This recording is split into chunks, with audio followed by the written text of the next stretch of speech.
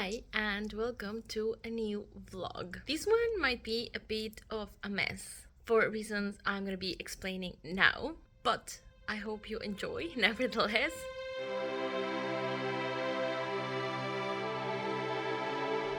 Essentially, what's happened is that over the last month, I've just experienced severe burnout. I think I was just trying to do too much, as I often do, and crashed, I guess. So I haven't been filming as many reading updates as I would want, and in general, I've been really struggling to finish any book. I've started so many and we'll get into that. Since we last checked in, I've only finished 2, and they were both audiobooks. Audiobooks are usually easier for me to finish because I walk to work and then back every single day, so that's dedicated time for me to listen to audiobook. However, I swear during the past couple of weeks I just could not focus. I would just get lost. My mind would wander and I ended up just switching to either music or a podcast instead. But as I said, I did manage to finish 2. The first one was In the Company of Witches by Orly Wallace. I was really in the mood for a cozy mystery, and this one was quite popular in my library audiobook service, so I thought I'd give it a go.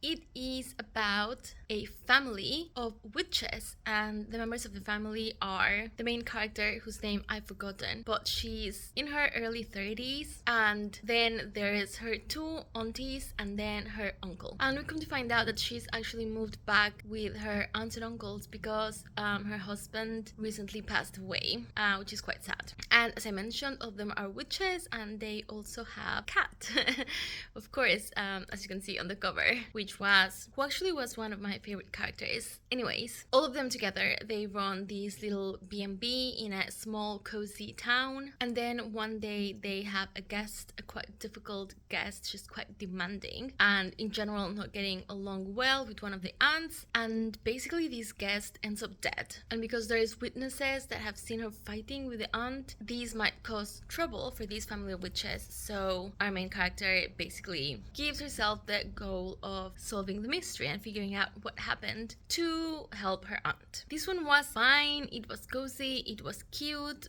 but honestly, nothing memorable, and unfortunately, I don't think I'm gonna continue with the series. I just didn't care enough. Wait, because there's like a mosquito on my phone right now, and I'm gonna have to blow him away. The other book I finished was Good Bad Girl by Alice Finney. I think, I don't know if the mosquitoes bit me, but suddenly I'm all itchy. Good Bad Girl, I'm pretty sure it's Alice Finney's latest release. Alice Finney's thrillers are always an experience, so I was actually kind of looking forward to reading these. I had the hold for the audiobook for a really long time, so I listened to it as soon as I got it.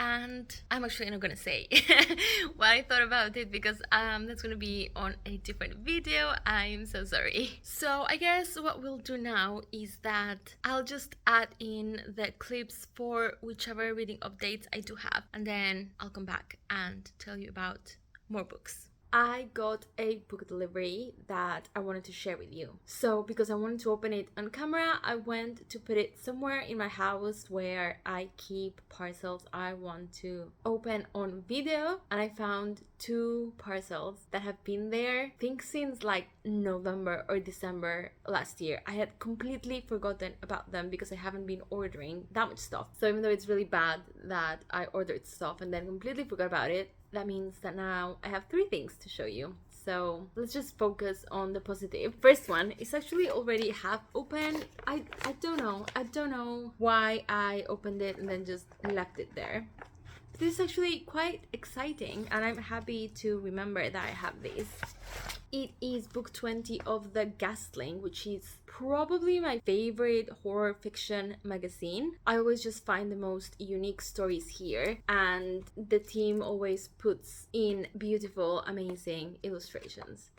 So, there's a really cool bookmark inside. It's a very creepy kind of anatomical design. I think I see some intestines, some face muscles. And if you know anything about me, you know I just love this kind of illustration.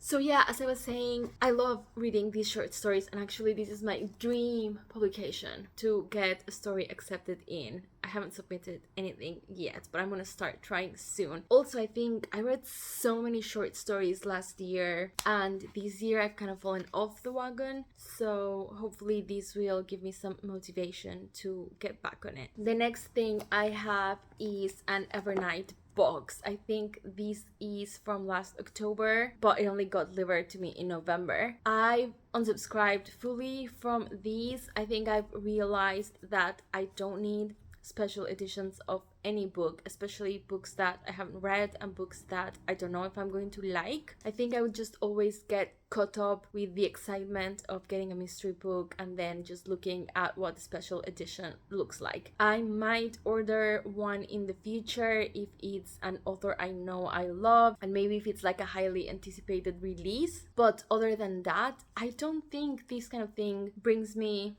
enough joy to justify the cost, which obviously other people do get a lot of joy from special editions. That's totally fine, and I'm really glad there's a horror option. I guess I've just come to realize that it's just not for me.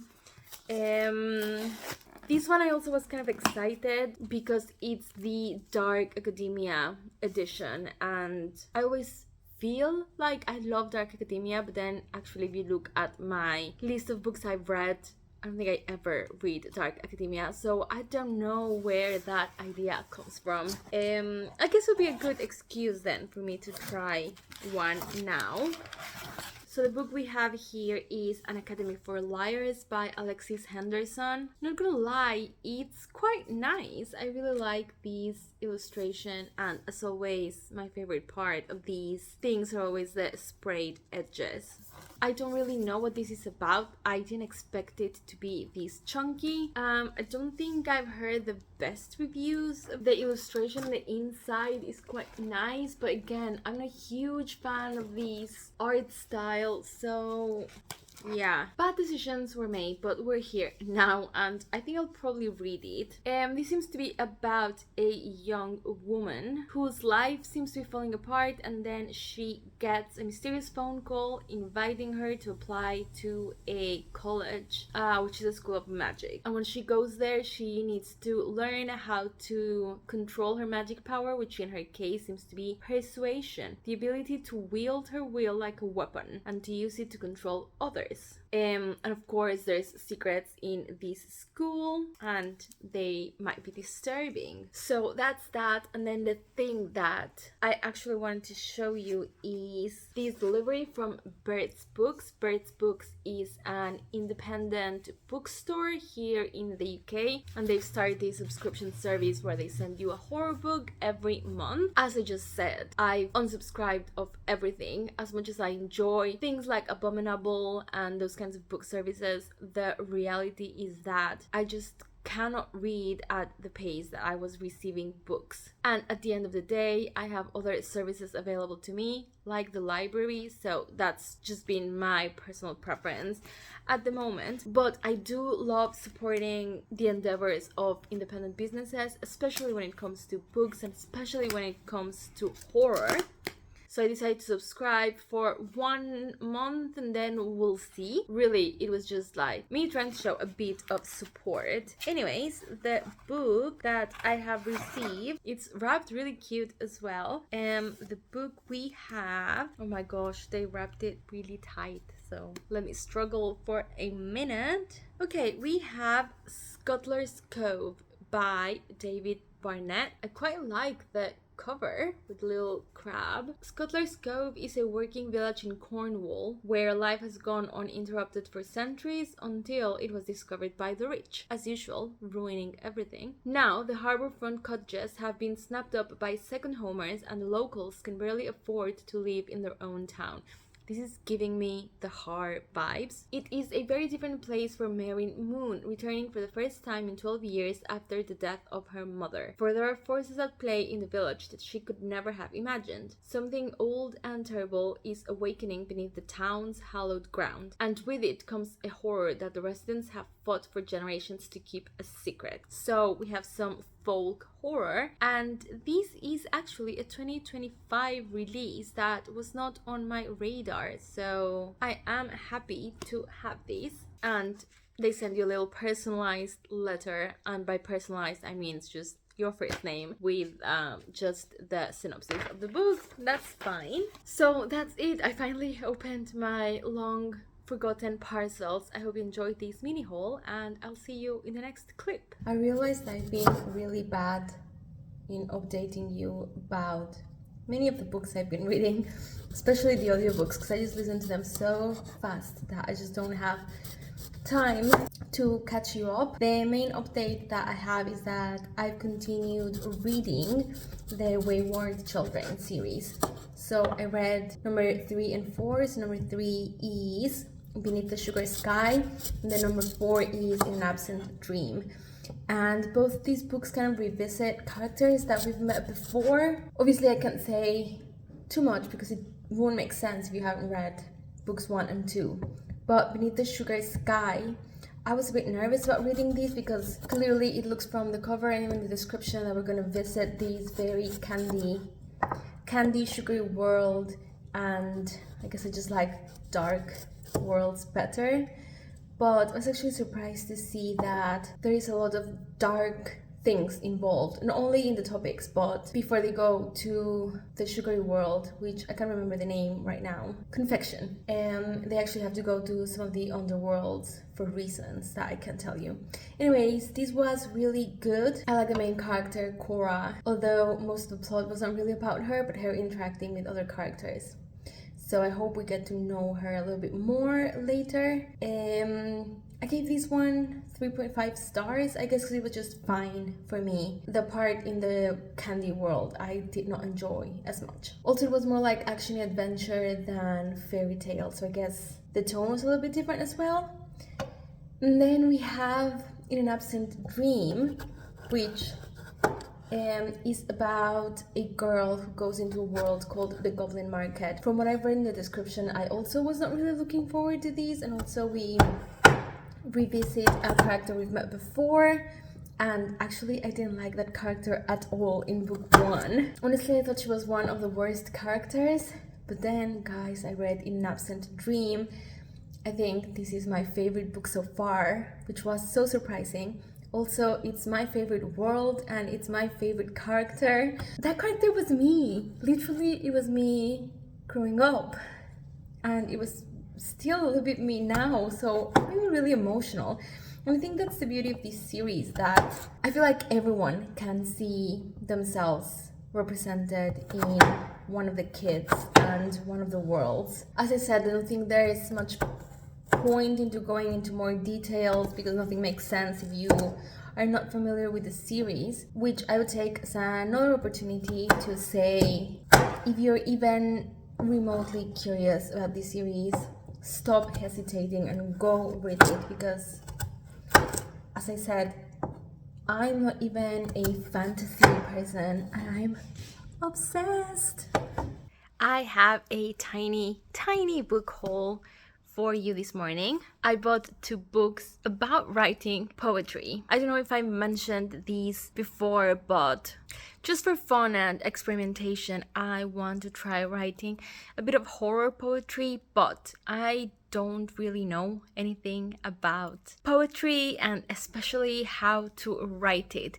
So I wanted a bit of a guide. First one is The Ode Less Traveled by Stephen Fry. This is a guide to writing poetry, and there is some guidance on meter, rhyme, and verse forms, and it has exercises and step-by-step advice. And then I got Mary Oliver's A Poetry Handbook. I got this recommendation from a Reddit thread, and it says it's a prose guide to understanding and writing poetry. I guess it's kind of similar in that it says it walks readers through exactly how a poem is built, from meter and rhyme to form and diction to sound and sense. So let's see how that goes. And then, because I placed the order online, I also bought the Penguin Classics edition of The Picture of Dorian Gray. I really like these Penguin Classics, and this is the book chosen for one of my local in-person book clubs, so it was a great chance to just get one of these editions. I think this is what I will start reading. I guess since I'm here, it's a good time to update and say that I finished The Guilty Feminist, which is already my second non-fiction of the year, which I'm quite proud about. Let me switch arms because I went to the gym and I'm really sore. Okay, so as I was saying, I finished these. It was fine. It's crazy because this is not that old. I think it's from 2018, but it just reads quite dated, or maybe, at least for me personally, I didn't really learn anything new. There were a couple of guest interviews that kind of scratched at the surface of things I'm interested in, which has more to do about gender and gender presentation, and then another guest who spoke about intersectionality, but it was very surface level. Most of the book were very entry-level concepts of feminism, which is totally fine for someone who's just getting started. Actually, I would recommend that for someone who's just curious and doesn't even really know what feminism is. I do like the author, Deborah Francis White. I think she did a very good conscious effort in being inclusive, and through her interviews she centers women who have different identities to a cis white straight woman, so I do like that about her. But in general, as a book, it was just not for me. Also, it was quite repetitive, kind of like she just really needed to hit a word count. So about the feminism content itself, I don't have a lot of criticism. I feel like that would just be nitpicky, and I don't want to do that because I do think it would be a good beginner's guide. So yeah, that's all I would have to say about that. As I said, I think I might go now into reading these, or my library hold came through for Claire McLeod's Chapman, Wake Up and Open Your Eyes. This is another one of those highly anticipated newer releases, but now I'm nervous because, as you've seen, that hasn't turned out great for me. But I think this could be the one. Okay, so I'm back to talk about the books I've started. Actually, 3 of them are audiobooks. The first one is House of Salt and Sorrow by Erin E. Craig. Hope I got that right. This one's a bit out of my comfort zone. It is a fantasy book, but from what the tags say and the description says, it's supposed to have some horror elements. This one I'm about 40 to 50% through, and the problem is that it's super popular, so it took ages to get the audiobook, and then I couldn't finish it in time and I had to return it, and the queue is like 33 people long, so it says it's gonna take several months to come back to me. So then I reserved the paperback from the library, and then I got it, and then I also couldn't finish it in time, so I had to give it back. So essentially I just have the holds and just wait and read bit by bit, which is not ideal, but it's not that bad. I don't think I forget as much. This is about a family, the Thalmans family, and the members of the family are the dad, and then it used to be the mom, and then I think 10 daughters, but the mom and 3 of the daughters have died. So there's questions about whether there's a family curse or something like that. And then currently the oldest daughter, she is not convinced that her sister's death was an accident. She actually thinks that she was murdered. So it's also a bit of a mystery, and she sets out to find out who did it, but I don't want to give away too much. It's just kind of convoluted because she's trying to solve the mystery, but at the same time there's a bit of romance, and because they're essentially kind of like royalty, they keep going to all these magical balls and dances and parties.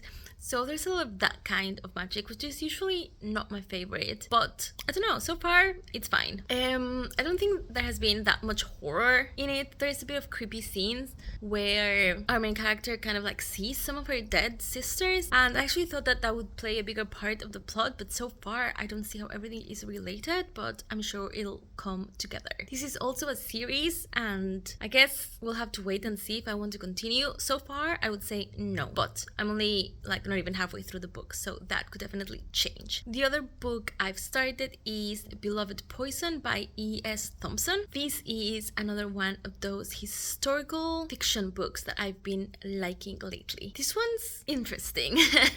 I feel like I'm enjoying it, but I'm not sure why, because there are so many things that are not right. This takes place in a hospital in London in the mid 1800s. The premise is quite interesting because we follow the apothecary, which is essentially the people that make up drugs and remedies. So in this world, the apothecary is like a family-run business. So we have the main guy who's quite old, and then his son who's supposed to inherit the family business. And the son, Jem, as we find out really early on, this is not a spoiler at all, this is literally the setup of the story, he is actually a she. So she was born a girl, but because the apothecary is passed from father to son, essentially the dad was like, okay, you're gonna have to be a boy now. And yeah, that's what's been happening. And the story starts when another young man arrives to the hospital. He's an architect and he's there to make plans to demolish the hospital. And he and the apothecary form an unusual friendship and also uncover some dark and mysterious that's happening in the hospital.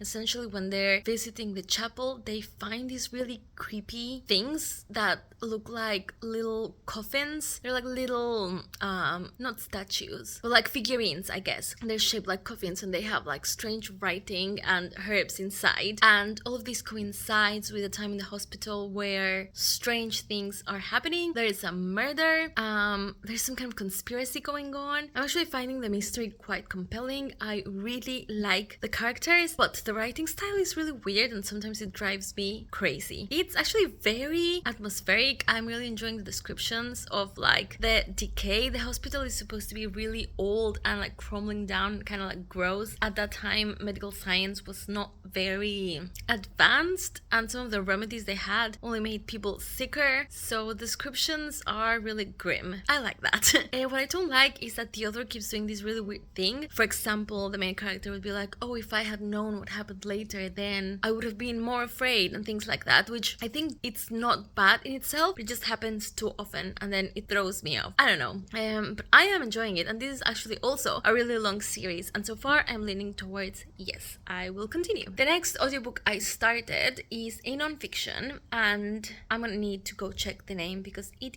is quite long. I want to read this because if you remember, sometime at the end of last year I read Ring Shout by P. Jelly Clark, and that was a historical fantasy horror involving the Ku Klux Klan, so I kind of wanted to know more about this part of history. I'm about 40% through this one and I'm actually liking it. It's quite informative and it's not that dull for a history non-fiction book, so I am enjoying it. But I have the same problem that I'm just listening really slowly because I'm having trouble focusing, and now my loan period has ended, so I had to give it back and a lot of people have it on hold, so it's gonna take a while for it to get back to me.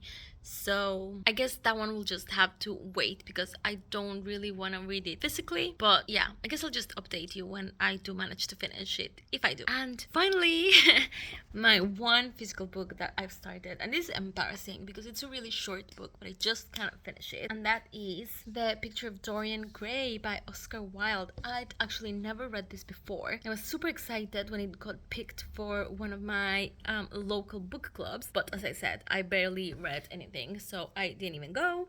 But I'm still working on it and I'm really enjoying it. I'm gonna be honest, I wasn't loving it at the beginning. I guess when one thinks of The Picture of Dorian Gray, they think about the main thing, which is the picture. And I knew that basically the main concept is that Dorian lives quite an indulgent life. However, his excesses don't have an effect on his physical body, but they do on the picture. And it's supposed to be like a deal with the devil kind of thing. Except in the book, there's no explicit deal. It just kind of happens, which that's a separate topic.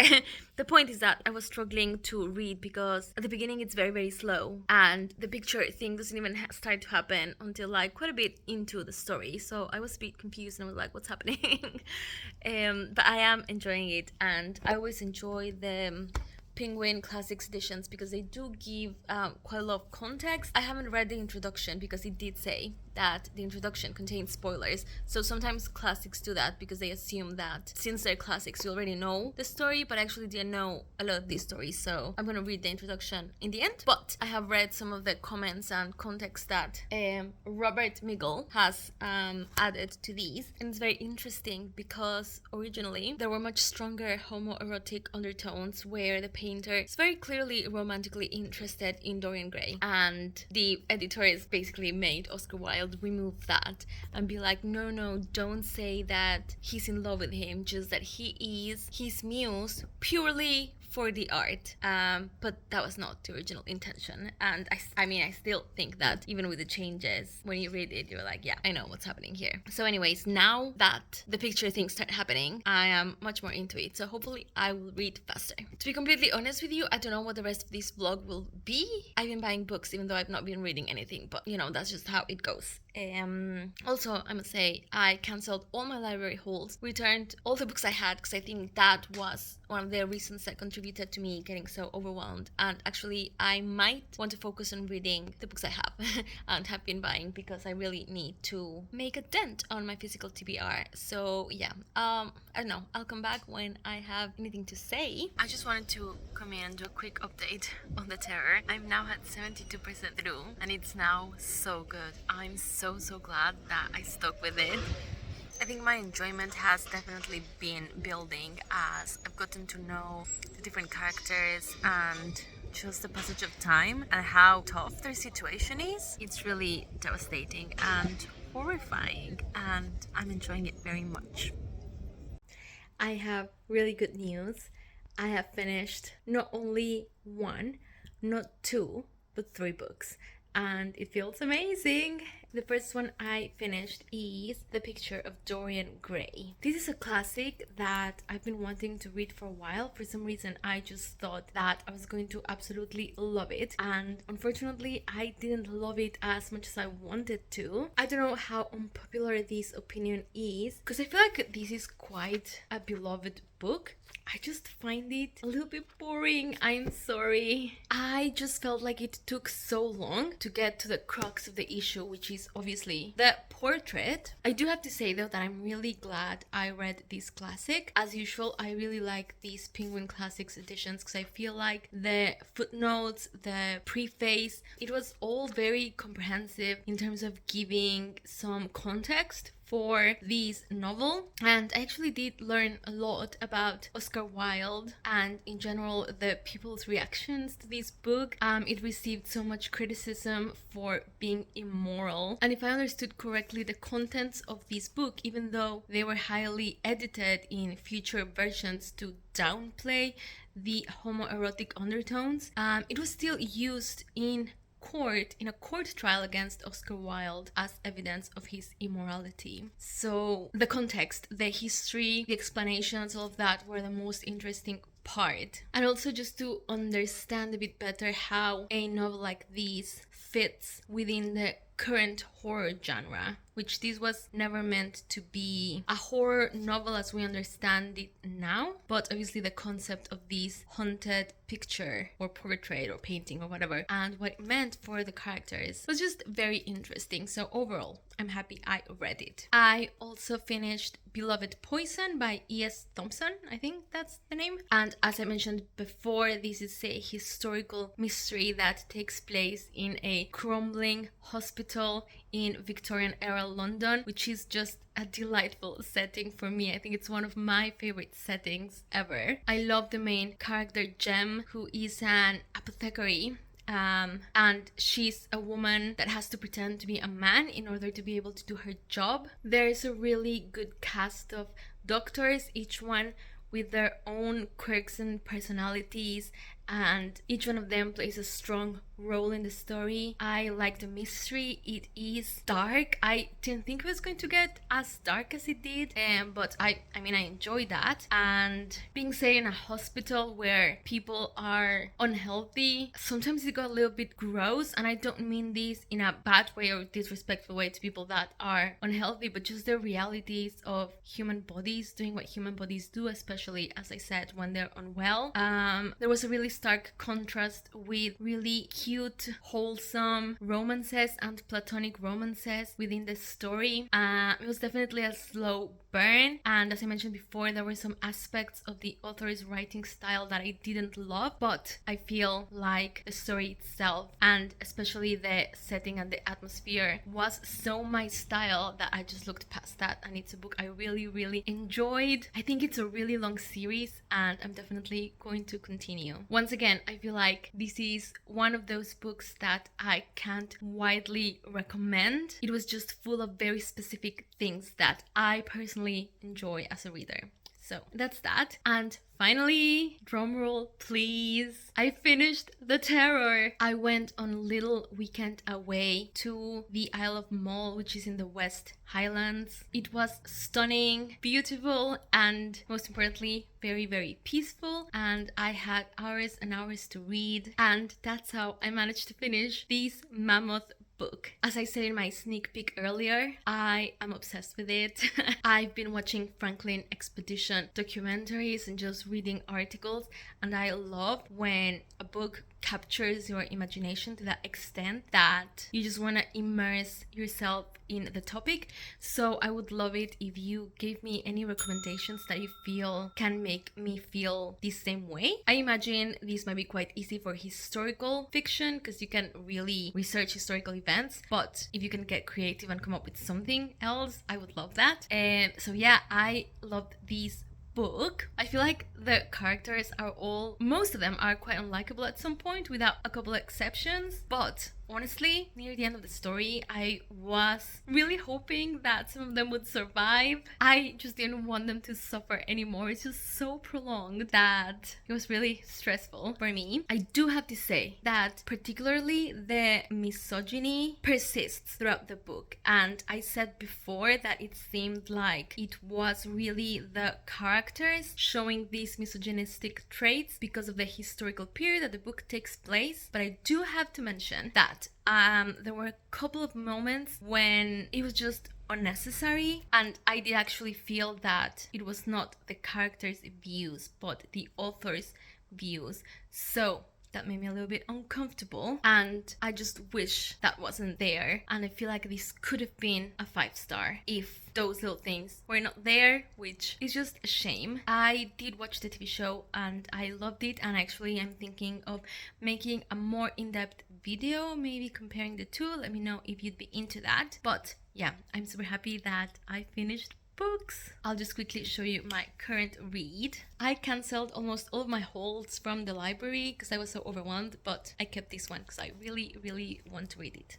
Another really fun thing I did this spring was attending HorrorCon Scotland. This was in Glasgow. I was really bad at getting footage of that because it was a bit overwhelming, and also I was really excited, so I was just trying to take it all in. Essentially what this was a huge convention. I think most of it was the marketplace where a lot of vendors were selling their horror related merchandise, and that was really cool. There were loads of panels where the guests got to discuss several different topics. There were actors, directors, a lot of people involved in movies like Dog Soldiers, which is a Scottish horror movie. It's really good, by the way. It's either Scottish or a lot of people involved in production are Scottish.